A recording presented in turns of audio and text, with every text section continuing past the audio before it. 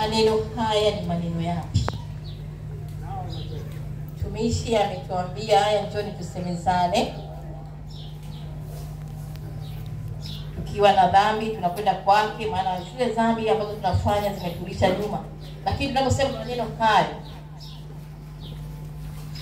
ni neno la Mungu. Tunasema neno la Mungu lina nguvu. Sasa neno la Mungu linatupa maarifa, hekima, busara. Lakini katika yote, tunaposema neno hili asikiaye litamtia akili, atafananishwa na mtu mwenye akili, kwamba neno la Mungu ni sheria kwetu na ni amri. Sheria aliyotuwekea na amri alizotupa ndizo zinazotufanya kama tutazifuata tuonekane tuna akili. Sasa atakesi kila asikiaye maneno haya atafananishwa na mwenye akili. Kwa neno la Mungu ndilo linaloweza kufanya tufananishwe na mtu mwenye akili. Maana Mungu alipo maneno yake yamewekwa ni sheria na amri. Tukiangalia Kumbukumbu la Torati 28 mstari ule wa kwanza mpaka 13. Tukianza na ule mstari wa kwanza kabla ya kuendelea hizo zingine, tunaona kwamba Mungu alipoweka pale. Ukizishika itakuwa utakaposikia sauti ya Bwana Mungu wako kwa bidii kutunza kuyafanya maagizo yake yote ni kuagizayo leo, ndipo Mungu wako atakapokutukuza juu ya mataifa yote duniani. Unasikia neno, utafananishwa na mwenye akili, na maana utatukuzwa duniani. Kwa tunaposema maneno haya, maneno ni Biblia, maana hapo sasa kitabu cha Kumbukumbu ama Torati kisipungue nini kinywani mwako. Hiyo maneno ambayo yanatupa sisi akili. Akili, unafananishwa na mtu mwenye akili. Kwa nini anasema unafananishwa na mtu mwenye akili? Ukiwa na neno litakupa nguvu wakati wa shida. Ukiwa na neno litakupa amani pale unapoona umekosa amani. Ukiwa na neno litakuinua na kukufanyia ulinzi. Lakini kama una neno la kusimama, huwezi kuwa na amani. Huwezi kupata ule ulinzi wa Mungu ambao anataka akupe. Huwezi pia kupata zile baraka ambazo ametuaidia. Maana tukienda 28 hiyo tutaona zile baraka ambazo tumezipewa, lakini zote zinasimama katika lile neno ambalo linatupa sisi kufananishwa na nani? Na mwenye akili. Kwamba lazima ufanye maagizo yote uliopewa ili Mungu aweze kukubariki, aweze kukuinua, aweze kutembea na wewe kila unapanapoitwa useme leo. Kwa tunaposema neno ambalo linatufanya tufananishwe na mtu mwenye akili, neno la Mungu ni kweli na amina. Neno lake ukilisikia na ukalifuata, zile baraka katika Kumbukumbu la Torati utaziona. Utasimama hata kama unapita katika mapito ya aina gani, lakini utamwona Mungu akikutia nguvu. Unakitwana na kikwazo, maana vikwazo ni vingi, lakini lile neno litakuwa pamoja na wewe kukunyanyua, kukupa nguvu ya kuenenda. Maana katika safari tunayokwenda mbinguni, majaribu ni mengi, mapito ni mengi, lakini bado tunatakiwa tusikie neno zaidi. Naposema neno la Mungu likae zaidi kinywani mwetu, ina maana tukiwa na hilo neno, hizo dhoruba hazitakuwepo. Hautakuwa hupiti, utapitishwa, lakini utakuwa na ushindi kwa sababu unalo neno ambalo linakutia nguvu. Tukisoma katika kitabu cha Mathayo 7 ule mstari wa 24 hadi 27, ambao anasema na kila asikiaye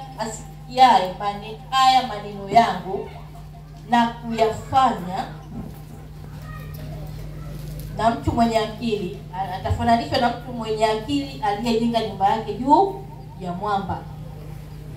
Mvua ikanyesha, mafuriko yakaja, pepo zikavuma zikapiga nyumba ile isianguke, kwa maana misingi yake imewekwa juu ya mwamba. Na kila asikiaye maneno yangu asiyafanye atafananishwa na mtu mpumbavu aliyejenga nyumba yake juu ya mchanga. Mvua ikanyesha, mafuriko yakaja, pepo zikavuma, zikapiga nyumba ile ikaanguka, nalo anguko lake likawa kubwa.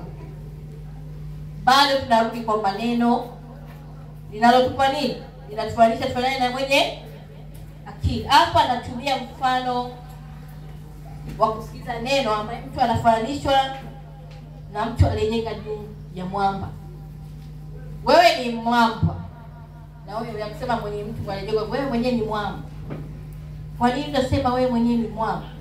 Ukisimama katika neno lake, hayo mafuriko, hiyo dhoruba, maana wewe ni nyumba ya Mungu. Nyumba ya Mungu ikiwa imara, kama wewe neno limejaa, hakuna mafuriko ambayo yatakuangusha au yatakutetemesha.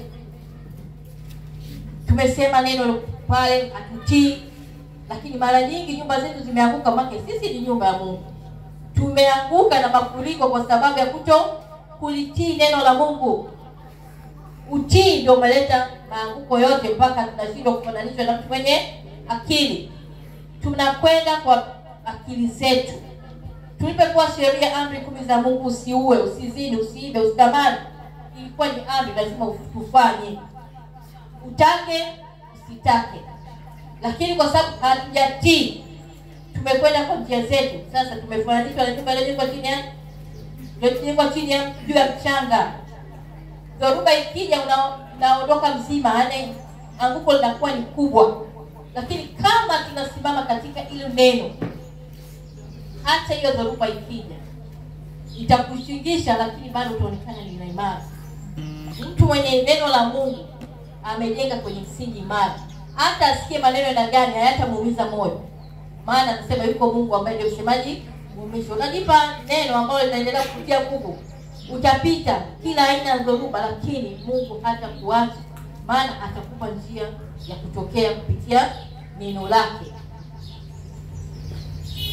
Kwa hiyo tunasema anayejenga juu ya mwamba anafananishwa na mwenye akili. Hata mvua ina gani ikija, mvua ndio hizo majaribu ya kila aina, mateso, yote hayo yote ni vitu ambayo yanasababisha watu tunaanguka. Uchumi unasababisha watu tunakata tamaa, ama watu wanafanya vitu ambavyo havipendezi Mungu kwa sababu anaona sasa hapa nimefika mwisho. Lakini kumbe ungekuwa na neno, lingekupa maarifa kufanya kitu kingine, kwa sababu Mungu amesema mtu atakayemuomba hata mnyima. Hamna ambaye ameomba babake mkate akapewa jiwe.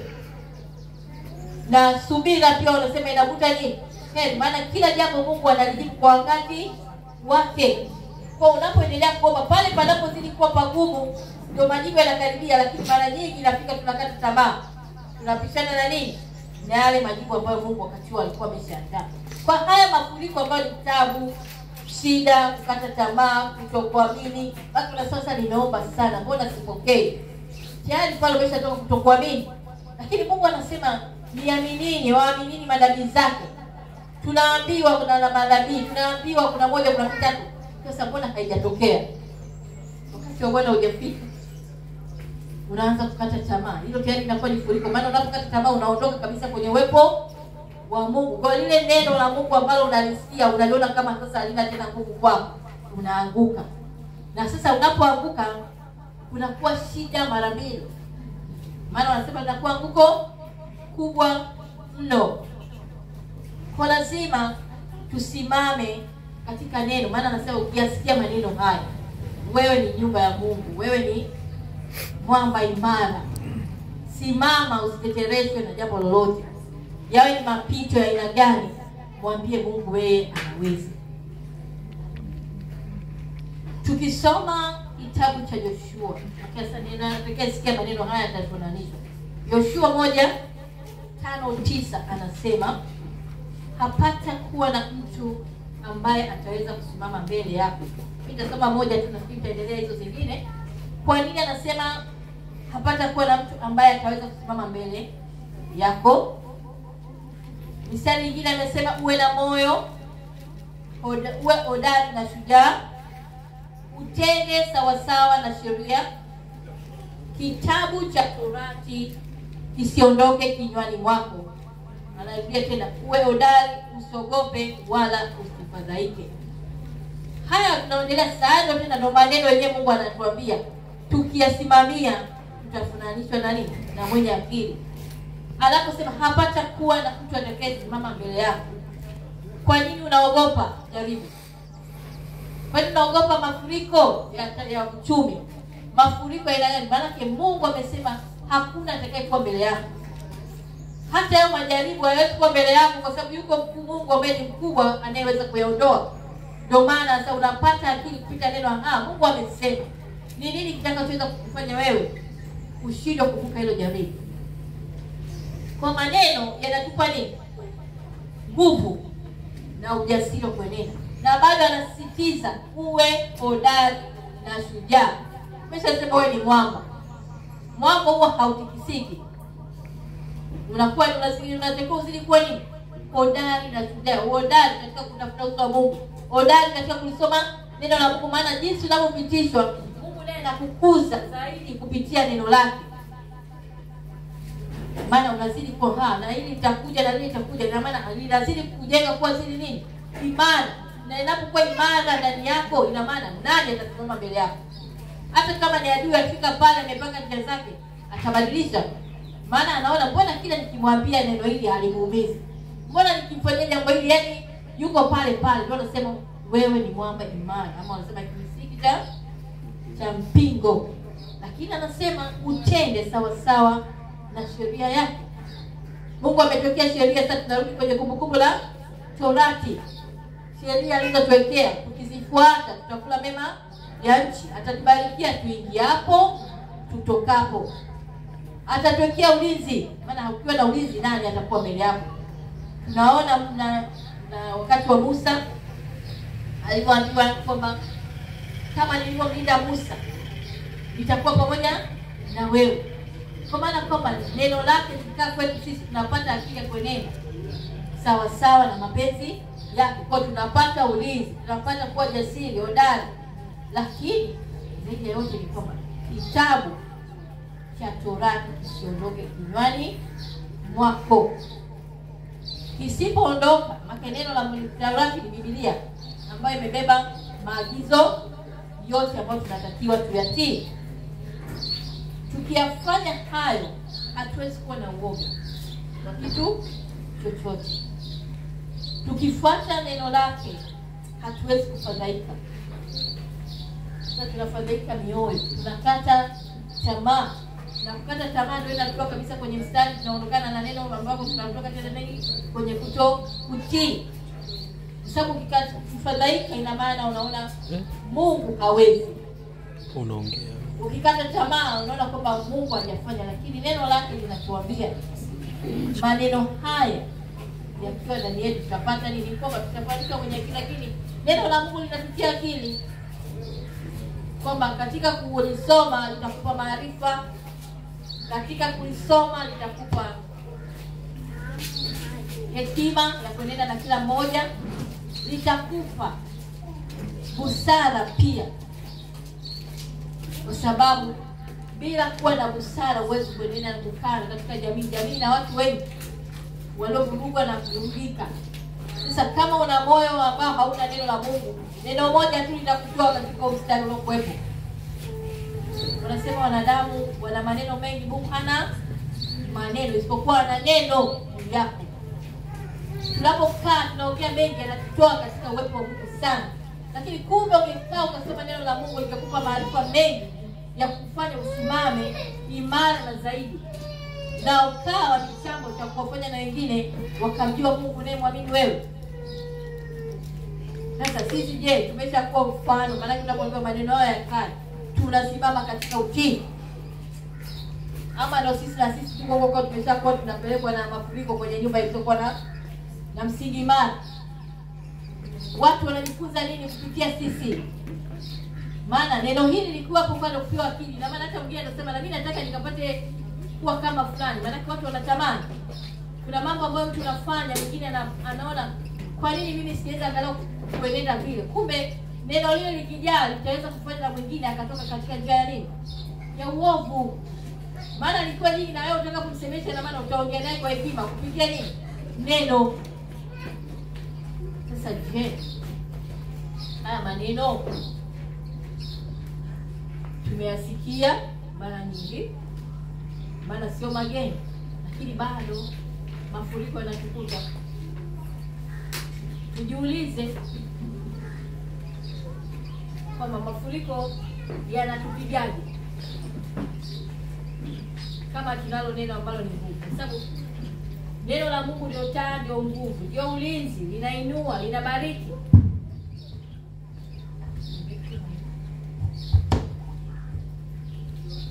Sasa kwa nini tukose zile baraka ambazo Mungu ametuahidia huko kwenye Kumbukumbu la Torati? Maana Kumbukumbu la Torati ambayo ni neno lake limetupa baraka, na vile vile tusipozitii limeendesha nini? Laana. Na laana ndio hayo mafuriko sasa, ambao tayari tuko kwenye nini? Msingi wetu uko kwenye mchanga. Tunapigwa, upepo ukija tunapelekwa huko kwa sababu hatujakuwa na neno ambalo ndilo linalotutia nini? Nguvu. Na ndio maana nasisitiza katika hicho kitabu cha Joshua, uwe hodari na shujaa. Safari sio rahisi kama tunavyofikiri. Lazima mapito ambayo ni mafuriko ya kupitie. Unapopitiwa unasimamaje? Ndio maana nasema maneno, asikie maneno haya atafananishwa.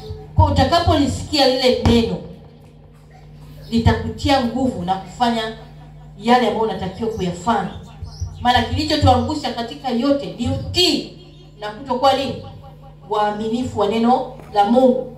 Na Yoshua anasisitiza tena, utende sawa sawa na sheria. Sheria ziko kwenye kitabu cha Torati. Mungu anataka tumpende Mungu kama tumpende jirani kama tunajirani zetu kama tunavyojipenda.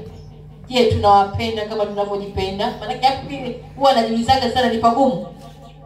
Yaani wewe unapojipenda umpende mwingine vile, ni pagumu. Kama nguvu ya Mungu ipo sio rahisi. Utasema tu nampenda jirani, lakini akija jirani na jambo anataka kuambia una amezidi. Si umeshamchukia? Kwa hiyo kuna vitu lazima tuwe na neno. Hapo sasa jirani yako ni nani? Mimi nilikuwa nauliza wanafunzi wangu, kwani wewe jirani yako ni nani? Sasa jirani, hata wewe unakaa hapo, wote sisi hapa ni majirani. Je, tunatumia upendo wa Mungu kupendana? Kwa sababu ukimpenda mtu utamwambia ukweli anapokosea. Ukimpenda mtu utamsaidia. Na ukimpenda mtu utamuombea. Sasa tumeombea wangapi? Tumesaidia wangapi? Maana ni neno linalotakiwa tufanye, tuonekane kama nini? Wenye akili. Kwa mambo mengine tumeshindwa kuyafanya kwa sababu neno limepungua. Neno la Mungu liishi ni gumu, lakini kupitia kulisoma linaendelea kupitia nini? Nguvu. Ndio maana Joshua anakazana kwamba kuwa hodari, kuwa shujaa na utende sawa sawa. Kile kitabu cha Torati kisiondoke nini? Kinywani mwako. Jaribu likija, sasa Mungu nisaidie, nipe njia. Maana amekuja jirani na shida wewe una, lakini at least unaweza kuwa na neno la kumwambia nikamtia nguvu. Vijana huko mitaani wanafanya uovu, lakini ukipita kusaidia, najiuliza tunaanza kuambiaje watoto waache uovu? Na pia ni pagumu. Lakini kama umeshindwa, umepiga goti kuomba toba kwa ajili yao. Tujiulize, maana tuna watumishi wa watu tunaojua neno la Mungu, ndio kazi yetu kuomba kwa ajili ya hicho kizazi kilichokuwa kimepita. Watoto hawasikii, watoto hawafanyi chochote. Je, tumeshaye kupiga goti kumwambia Mungu tunaomba rehema kwa ajili ya uzao huu?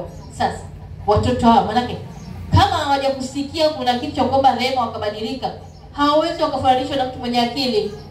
Kwa sababu sisi tunatakiwa tuwatie akili vijana, tuwatie akili mabinti, waweze kumjua nani? Mungu. Sasa kuama wameamua hawataki kutii. Ujasiri wetu na tunaoambiwa tu hodari na ushujaa tunautumia wapi? Watu wanakuta bado tunajuta mara mbili. Sasa huyu namwambiaje? Wazazi tumewaambia, maana tuko wazazi ambao pia hatujasimama katika nafasi za kulea watoto kuambia kile kilicho kweli. Yaani mtoto anamwamrisha mama. Hicho ndio tunachotakiwa kuatii. Maana mtoto anatakiwa, Mungu na mzazi ni Mungu wa pili duniani. Inakuwaje mtoto anakuamrisha wewe? Mimi nilishangaa mzazi mmoja huko kule kwangu nilipo. Nilimpigia simu mtoto wake hadi shule. Jibu alonipa nilishangaa kwanza. Aliniambia, mwalimu, sikiliza. Huyu mtoto akikubali kuja nitakuja naye. Akikataa utaniona. Mimi nilimwambia tu neno moja, mimi nataka nikuone wewe na huyo mtoto wako hapa. Alikuja mama na mwili mdogo, mtoto ni bonge la dada. Sasa mama pale na maana haongei, mtoto ndio anayeamua. Na analala nyumbani, sio kama anaumwa, hataki kuja shule. Na mama anaogopa kumwambia twende, maana yake anajua kuna adhabu itatibiwa huko. Nilimwambia yule mama, wewe ndio umeharibu huyo. Yaani alipoanza vurugu ungemleta tu huku tuanze naye. Na hujapata kumpeleka akasikia hata sauti ya neno la Mungu. Maana kama anakuwa anaenda hata ni msikitini, anaenda wapi, angesikia sauti ya kutii wazazi. Lakini analala, na mama yake naumwa. Ameletwa hana dalili ya kukua hata kidogo. Sasa unasema hao ndio watoto tunaowalea. Je, tumechukua hatua gani? Maana tunaweza kuwafanya fanana na mtu mwenye akili. Kutakuwa na kizazi cha mbele. Mimi niliwaambia viongozi tunawakosa kwa sababu ya upuzi mnaotenda hapa. Kwa sababu kama neno lisipokuwa ndani yako lile la kufanya wewe mwenye akili, ina maana wewe unapigwa tu na upepo kila kona unakopita. Yaani unakuta unazongwa kwenye mikumbo, yaani kila mahali utakuta upo. Sasa kesho kutwa tutakuwa na viongozi gani? Kama sisi tunaweza kuwatia watoto haya maneno ya kuwapa akili. Mtoto anafika kidato cha 4 unamuuliza anataka kuwa nini, mwingine hata ajue anataka kuwa nani. Lakini wazazi tupo. Kwenda tukae nao nyumbani. Wewe umewatia akili gani? Ama na wewe mwenyewe pia hujakuwa na akili. Maana yake tuanze kujiuliza. Kwa sababu sisi wenyewe ndio mifano ya wale. Lakini kama hatuweza kusimama, nani atawatoa wale? Kizazi kimekuwa ni kigumu, lakini sisi ndio tunatakiwa kusimama. Tumeambiwa tutafananishwa na mwenye akili. Sasa kama tunafananishwa na mwenye akili, lazima na sisi tuwatie wengine nini? Akili.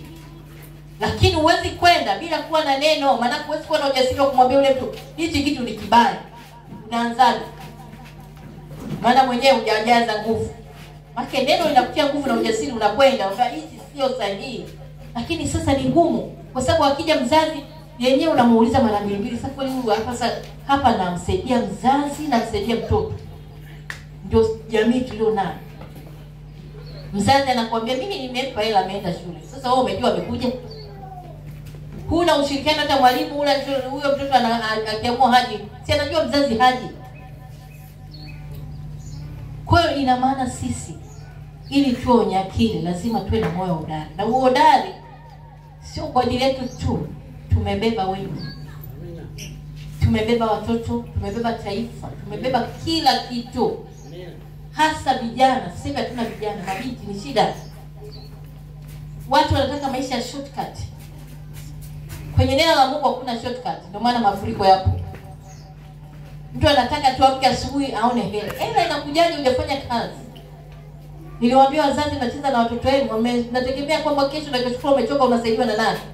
Mtoto mwenyewe hana msaada. Yaani alipo haya jitambui yeye ni nani. Alafu kesho utamlisha na watoto wake.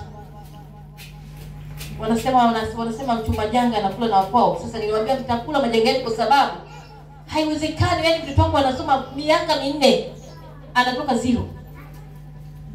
Na wewe unasema unataka tushangilie mtoto. Niliwaambia mimi sifanyi graduation, nilikataa kabisa, walibebeza nimekataa. Nikafanya graduation ya maziro. Kwa nini tushangilie hapa mtu ameweza kufua? Mimi nataka mtu amalize tusikie ameenda mbele. Hapa hamna mtu anataka kusoma. Kwanza hapo ni kunyinyia wenyewe mmekuja wachache. Tuko 400, mmekuja 100. 300 wameenda wapi? Maamuzi yetu yatakuwa sawa?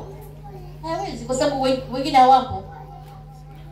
Sasa ina maana bila kuombea taifa na uzao tulio nao ni shida. Tunaongeza kundi la waizi, vibaka, na haya mambo ya ushoga na usagaji yamekuwa ni makubwa kwa sababu watoto wanakwenda wanapewa hela huko. Sasa tusiposema nao na kuwatia akili wakasikia hili neno, hata sisi tutabebeshwa, tuna mzigo. Kama ni mafuriko yametupitia, tunakwepaje ile dhoruba na kutumia neno la Mungu.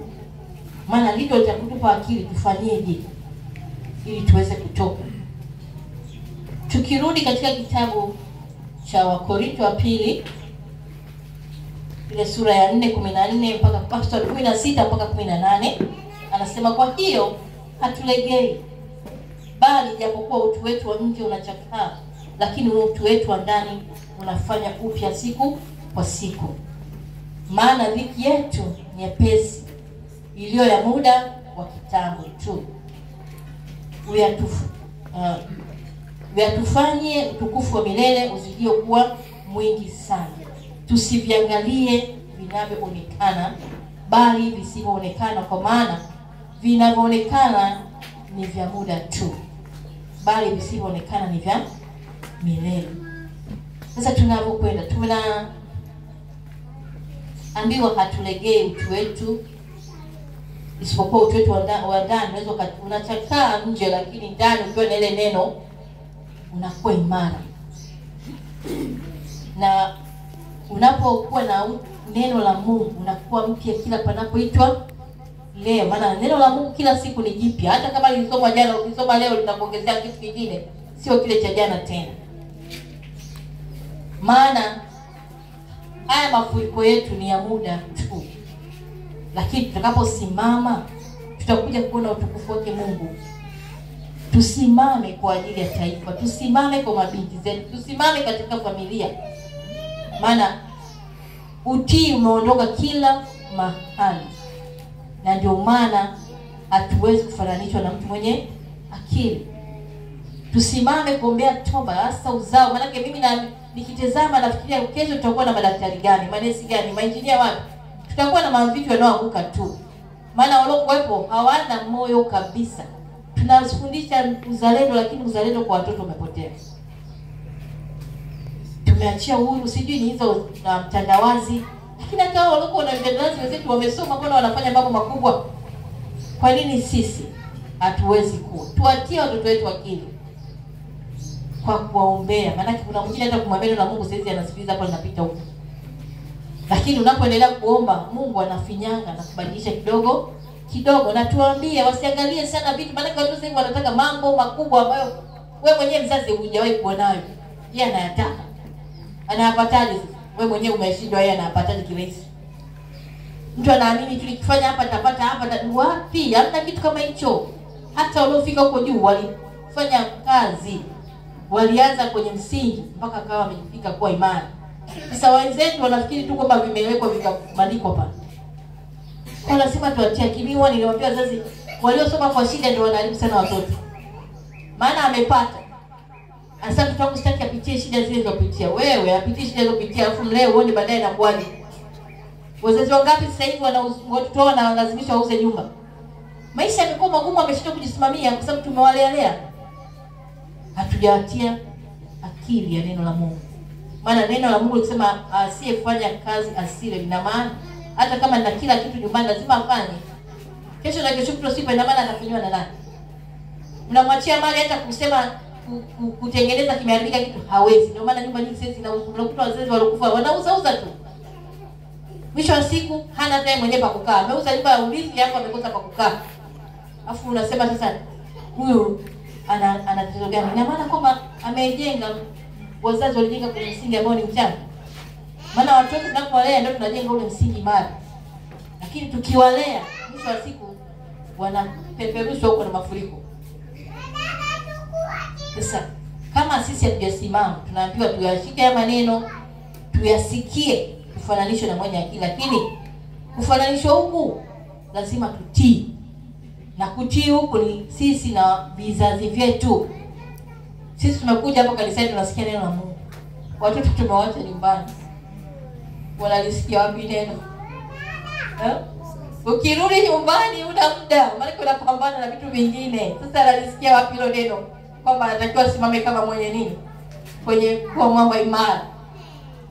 Kwa yako mambo ambayo yanatupa shida. Lazima tusimame kutia akili kwenye nafsi zetu, mioyo yetu na vizazi vyetu, na kuombea hao wanaokwenda, kwa sababu tumepewa mzigo. Wewe ulisikia hii sauti leo, ukaamua kunyamaza unajiombea mwenyewe ukaacha wengine, utaulizwa pia ni kuombe, kwa sababu wengine hawajui kwa nini wako huko. Tunapoomba Mungu anatenda. Amina. Kwa tusimame kusaidiana. Ndio maana anasema jipende kama unavyompenda. Mpende jirani yako kama unavyojipenda. Sasa hapa ndio kunapokuwa tatizo. Maana wote ni majirani. Sio kazi rahisi. Lakini neno linatuambia tuwe hodari na nini? Na shujaa, kwa sababu kwa kupitia hapo Mungu atakupa ujasiri. Hata kama una kitu cha kumsaidia, utapewa neno la kumpa ambalo litafanyika nini? Ushuhuda kwake. Utamsaidia kwa neno, utamsaidia kumkuza. Unasema tunatiana moyo. Neno la Mungu linatufariji na kututia nguvu. Maana kuna mali tunakuwa mafuriko ni makubwa ambayo huwezi kuyaelezea. Lakini neno la Mungu linatupa ujasiri na kufanya mtu mwenye akili. Nilitafakari nikiwa naandika neno, nilikumbuka nikasema Mungu anaweza kukutishia mafuriko yakawa ni magumu. Nilienda kule dada aliyofiwa na mume na watoto 3 kwenye familia ile moja. Kwenye ule msiba ilikuwa ni ngumu kumwambia yule dada pole. Maana ukimwangalia unakuta umelia, hauna neno la kumwambia. Pole ya watu ya nani sasa mmoja wapo pale. Na mume ana watoto 3 na 4. Familia moja. Ilikuwa ni ngumu, yaani kwanza tuliuliza twende ama tusiende, maana tunafahamiana. Tunaenda tunamwambiaje? Hapa ndio ujasiri na unataka sasa tuangalie. Tunaendaje kwanza pale kumwangalia yule mtu. Yeye mwenyewe ameponea. Ilikuwa ni ngumu. Hata neno pole tulishindwa kumwambia pole. Unajua tulifika ile maana unamshika tu huongei. Ni kitu kigumu sana kuona makaburi majeneza 5 unaikuwa mbele yako hapa. Sasa hilo furiko kama hakuna neno la Mungu pale. Mimi sijaenda kumuona rafiki yangu lakini ni gumu. Sasa sisi tunaweza sasa tuna majaribu, lakini kuna mtu anapitishwa kiasi kwamba hata wewe mwenyewe unajiuliza hivi lingekuwa langu mimi ningesimama wapi? Niliwaambia watu tumwombe tu dada Mungu amtie nguvu tu. Yaani apewe nguvu, sio kumwambia hata pole wala ni kumtia nguvu tu ili aweze kusimama. Kwa sababu lile jaribu sio dogo. Sasa ndio tunaambiwa tunawabebaji wenzetu. Mungu atusaidie. Haya maneno tunayoyasikia yatufananishe na mtu mwenye akili. Na hii akili sio ya kwetu tu. Tuatie na wengine akili. Maana unapomwambia mwingine leo anaweza asisikie, lakini kesho akakumbuka neno ulilomwambia leo. Amen. Akabadilika. Kwa kusema hayo, nafikiri neno somo langu litaishia hapa. Isipokuwa ninachoomba, toba tumefanya sana. Labda tumuombe Mungu atufinyange kwa upya. Kwa sababu ndicho tunachokihitaji kwa ajili yetu, kwa ajili ya familia, taifa na wale wanaotuzunguka. Tuna wapendwa ambao ndugu zetu pia hawajawahi wanasikia neno lakini hawajaamua kuliishi. Na sisi tumo humu pia hatujaliishi. Kwa sababu ukisema mbele jirani kuna mimi kwa sana nimesema nimefanya kitu sijapenda jirani yangu, nimekinjuka. Kwa yako mengi tumekwenda kinyume, lakini Mungu yeye aliye mwenye nguvu na uweza atatufinyanga kwa upya. Karibuni praise, naomba tuimbe kufinyanga. Afu nitamwomba Kigali Samu. Labda kwenda mbele za Mungu tutaomba Mungu atufinyange, tutakwenda kwa toba kwa ajili ya kusimama kwa ajili ya utukufu wake na ili tuweze kukaa katika uwepo wake na kutia akili. Karibu nifinyange unifanye kama upendavyo, nifinyange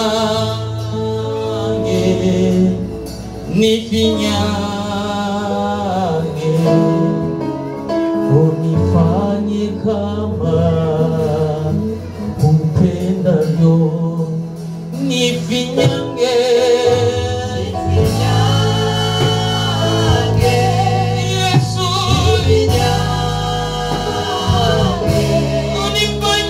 unifanye kama upendavyo.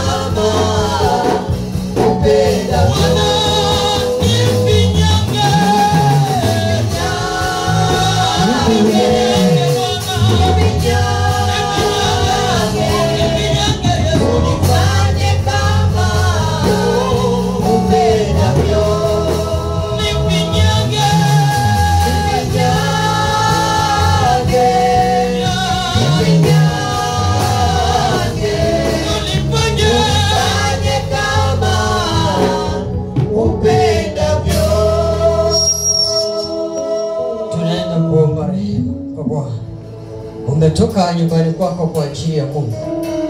Haukuja hapa kwa ajili ya mtumishi. Ulikuja kwa ajili ya kumwabudu Muumba wako. Madhabahuni kwa Bwana kuna milima miwili. Kuna mlima Gerizimu, halafu kuna mlima Ebali. Milima yote hii ni milima ya baraka. Kuna mlima wa baraka na kuna mlima wa laana. Unapokuja mbele za Bwana, halafu hujakaa sawa na Mungu anapotaka, umekuja nyumbani mwa Bwana badala ya kuabudu, unakuwa na mambo mengine tofauti na ulivyojenga. Tafakari njia zako. Mungu anatisha, Mungu ni moto ulao. Kwa tende mbele za Bwana, mwambie Mungu, unitengeneze moyo wangu, naomba rehema. Nimekuwa mtu ambaye nimekuja madhabahuni pako kwa mizaa.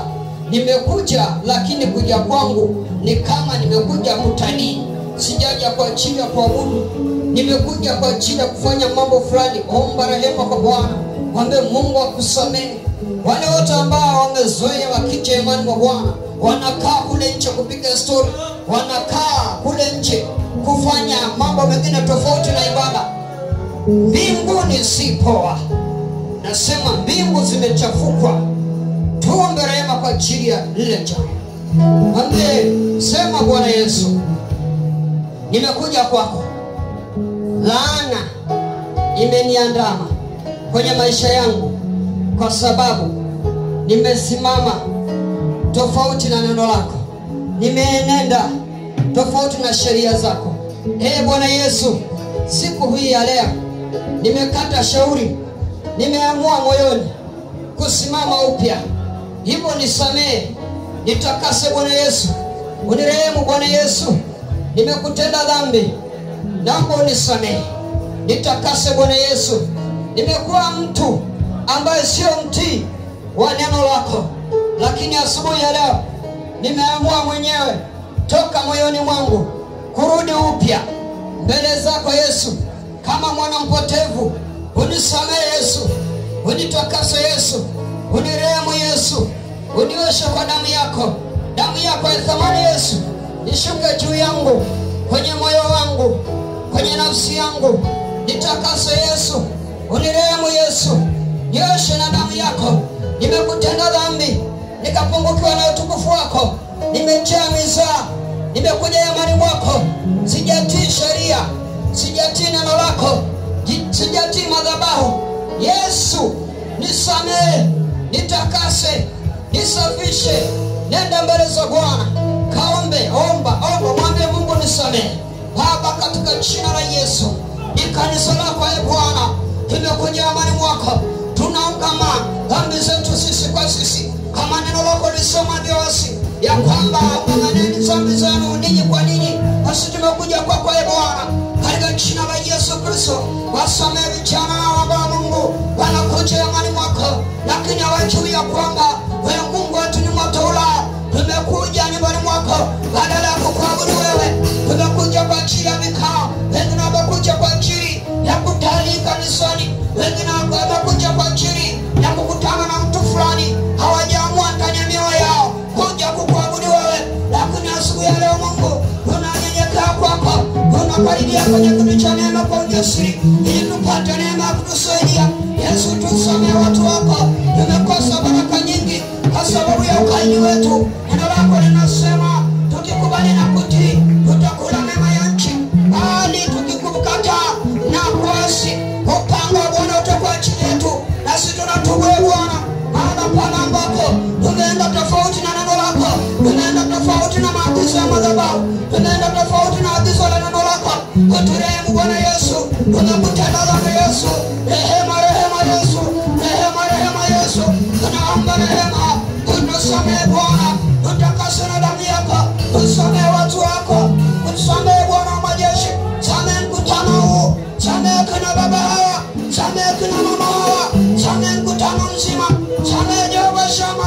Aliwatia kasema kumbuka rehema, wewe ni Mungu uliyesema katika neno lako, unawarehemu maelfu kwa maelfu. Aliwashusha wenye kiburi, tunanyenyekea chini ya mkono wako asubuhi ya leo Bwana. Damu ya Yesu Kristo, tunaomba rehema asubuhi ya leo. Rehema Yesu, rehema kwa ajili ya kanisa lako. Omba rehema kwa jina la Yesu. Naomba rehema kwa ajili ya kanisa la Tanzania. Naomba rehema kwa ajili ya kanisa la bara la Afrika.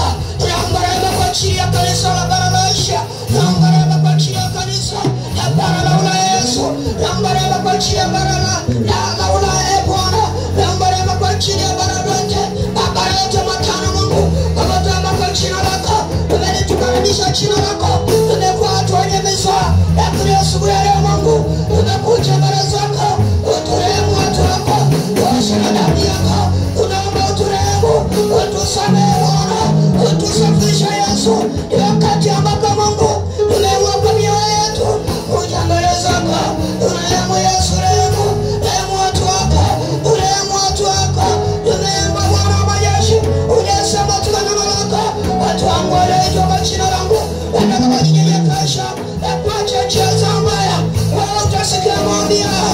Wayaomba mahali hapa Bwana, tunakuja kwako, sikia maombi yetu. Tuyaomba asubuhi ya leo kwa ajili ya mkutano wako, kwa ajili ya watoto wako, kwa damu ya Yesu Kristo. Rehema Yesu, rehema asubuhi ya leo, rehema kwa ajili ya ndoa zetu, rehema kwa ajili ya biashara zetu, rehema kwa ajili ya kila mmoja. Rehema Yesu, asubuhi ya leo Mungu, uturehemu watu wako.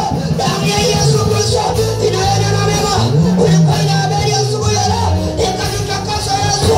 Pale ambako tumeenda tofauti na neno lako, tumekuwa watu ambao tumekuzoea Mungu, tumezoea ibada, tumezoea nyumba yako, tumezoea haya mazoea yametumeza. Yesu tusamehe, utakasa watu wako. Unaomba katika roho Bwana, samehe watu wako, samehe kanisa lako, samehe watu wako Yesu. Uturehemu Bwana, uturehemu Bwana, tusafishe Bwana, tusafishe Bwana, utufinyange upya, ututengeneze upya. Achilia hofu yako ndani yetu, tujue ya kwamba wewe Mungu wetu ni moto ulao, kwa sababu neno lako linatuambia kuwa katika Warumi 20:29 Mungu wetu ni moto ulao. Nasi tumesimama kwako kuomba rehema asubuhi ya leo. Samehe watu, samehe watu, tusafishe kwa damu. Samehe Yesu, takasa na damu. Tupe neema nyingine Mungu ya kuweza kuwa waaminifu. Hofu yako itutawale kama nyumbani mwako Bwana. Tuje kwa unyenyekevu mkubwa, tukuabudu wewe kwa unyenyekevu mkubwa, ni kwa utukufu wa jina lako Bwana. Asante, nenda kumshukuru Mungu. Mwambie asante kwa kutusamehe, mwambie asante kwa kutusamehe, mwambie asante kwa kutusamehe. Asante kwa sababu umetusamehe watu wako, umetusamehe Yesu.